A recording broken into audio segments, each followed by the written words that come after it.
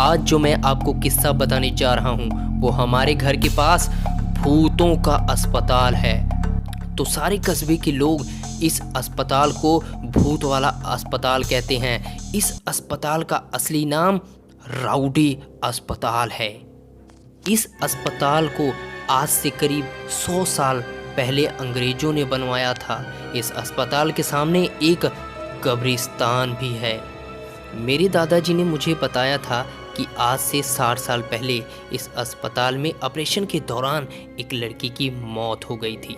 तब से उस लड़की की आत्मा उस अस्पताल में भटकती रहती है। रात ढलते ही कोई भी इंसान उस रास्ते से नहीं गुजरता, क्योंकि उस लड़की की आत्मा रास्ते में लोगों को परेशान करती है। हालांकि मैं दादाजी की बताई पुरानी बुधा कहानी में ज़्यादा विश्वास नहीं करता था। एक रात मैं अपने दोस्तों, तभी मेरे एक दोस्त ने कहा राउडी अस्पताल वाले रास्ते से चलने को कहा। हम में से कोई भी ज़्यादा भूत प्रेतों पर विश्वास नहीं करते थे और हमने उस रास्ते से जाने का पक्का किया। उस समय रात के 10 बज चुके थे। हम तीनों ने ये बात अपने परिवार वालों को नहीं बताने का वादा भी किया और उस रास्ते पर निकल पड़े। जैसे ही हम उस रास्ते से निकले, रास्ते पर रेत होने की वजह से हमारी बाइक फिसल गई और हम तीनों धड़ाम से बाइक से दूर जा गिरे। तो सबसे अच्छा तो यह हुआ कि हम लोगों को कोई चोट नहीं आई थी। बाइक चला रहे मेरे दोस्त रवि ने बोला कि उसका बैलेंस तो बराबर था, फिर ये बाइक कैसे फिसल गई। हालांकि वो थोड़ा डर गया। तो मेरे दूसरे मित्र राजू ने बाइक चलाने को कहा। अब राजू बाइक चला रहा था। हम 1 किलोमीटर ही चले थे कि अचानक हमारी गाड़ी का टायर पंचर हो गया और गाड़ी की स्पीड तेज होने लगी।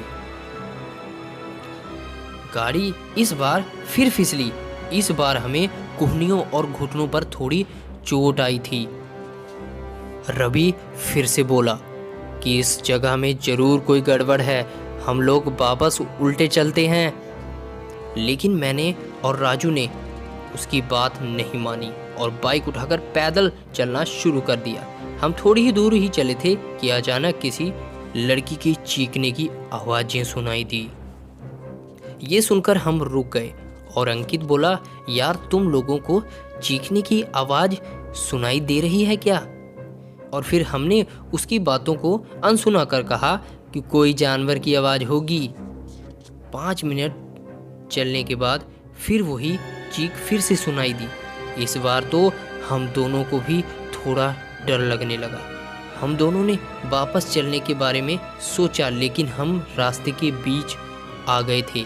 पीछे चलने में 3 किलोमीटर और आगे चलने में 2 किलोमीटर और बाकी थे। हम लोगों ने आगे जाने का सोचा। थोड़ा और आगे चलने पर हमें बरगद के पेड़ के नीचे एक औरत दिखाई दी। इतनी रात को अकेली औरत को देखकर हमारे तो रोंगटे खड़े हो गए। हम लोगों ने पीछे मुड़ने का सोचा, तभी वो बूढ़ी औरत चिल्लाई, बेटा रुको, मुझे हाईवे तक का रास्ता बता दो।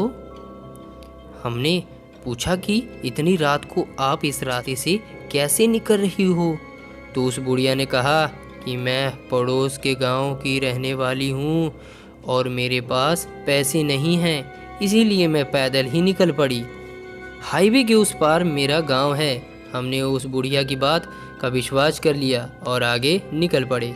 रास्ते में वो बुढ़िया हमसे सारी बातें पूछने लगी। बुढ़िया हम तीनों के पीछे चल रही थी। हम तीनों दोस्त अब अपनी बात कर रहे थे। तभी राजू बोला कि लो माँ जी, आपका रास्ता आ गया। और वो जैसे ही पीछे मुड़ा तो वहाँ कोई नहीं था। हैं हो, हम तीनों की तो सिट्टी फुट्टी गुल हो गई थी। हम बाइक को धक्का मारते हुए जोर से भागने लगे। भागते भागते रवि ठोकर खाकर गिर गया और हमें जोर से चीखें सुनाई दी। हमने भी बाइक को वहीं पटक कर रवि को साथ लेकर दौड़ने लगे और अस्पताल के पास कब्रिस्तान तक पहुंच गए। तो ये घटना होते होते 12 बज चुके थे और हमारे शरीर पर पसीना इधर उधर, पूरा लाल चेहरा हो गया था। कब्रिस्तान के तो हमने देखा कब्रिस्तान पार एक मंदिर था, वहाँ पर हम रुक गए क्योंकि अगर बिना बाइक के घर जाते तो जूते पड़ते, इसीलिए उस रात मंदिर में ही रुक गए और सुबह होते ही बाइक लेकर अपने अपने घर आ गए। और तीनों दोस्तों ने एक दूसरे से कह दिया कि घर पर यह बोल देना कि हम अपने दोस्त के यहाँ गए हुए थे और वहीं पर रुक गए थे।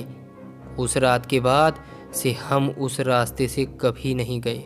मुझे आज भी सपनों में वही भूतिया बुढ़िया और चीखने की आवाज़ें आती है। तो दोस्तों, आपने भी क्या कभी ऐसा रास्ता देखा है? तो कमेंट में ज़रूर बताएं और ऐसी ही नई वीडियोस देखने के लिए चैनल को सब्सक्राइब करते जाएं। फिर मिलेंगे एक मस्त भूतिया नई कहानी के साथ।